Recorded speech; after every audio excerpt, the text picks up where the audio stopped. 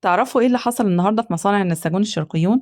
كان يوم مليان فرحة وفخر. وزير العمل حسن رداد ومعاه محافظ الشرقية حضروا احتفالية وسام الرواد لتكريم العمال اللي تعبوا وأخلصوا سنين طويلة، واللي بفضلهم الصناعة المصرية واقفة على الأرض صلبة. الوزير أكد إن الرئيس السيسي بيعتبر دعم العمال أولوية قصوى، وإن الاستثمار الحقيقي بيبدأ من الإنسان، يعني من كل واحد فينا بيشتغل بإخلاص ويحط بصمته في التنمية. المحافظ قال إن وسام الرواد مش مجرد احتفالية، لكنها ثقافة وفاء لأصحاب العطاء، ورسالة إن كل عامل هو بطل في قصة الإنتاج والانتماء. السيدة ياسمين خميس عبرت عن مشاعرها ببساطة وقالت إن العمال هم العيلة الكبيرة اللي صنعت اسم النساجون الشرقيون، وهم شركاء النجاح والتنمية على مدار السنين.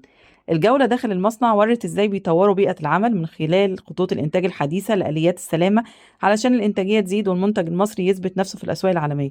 وفي النهاية، لحظة تكريم حوالي 650 عامل كانت مؤثرة جدا، مش بس دروع وشهادات لكن دموع وفرحة وابتسامة فخر، رسالة شكر وامتنان لكل عامل بيحط قلبه وضميره في شغله، وكل واحد منهم بيشارك في بناء مصر وتنميتها يوم ورا يوم.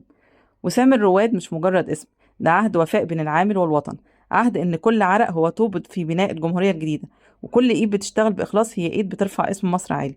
شكرا لعمال مصر، أنتم الروح اللي بتحرك عجلة التنمية، وأنتم الحكاية اللي عمرها ما تنتهي. لو شايف إن العمال هم فعلا أبطال التنمية، شارك الفيديو واكتب كلمة شكر لأي عامل تعرفه في التعليقات. خلينا نوصل رسالة تقدير لكل واحد بيبني مستقبل البلد.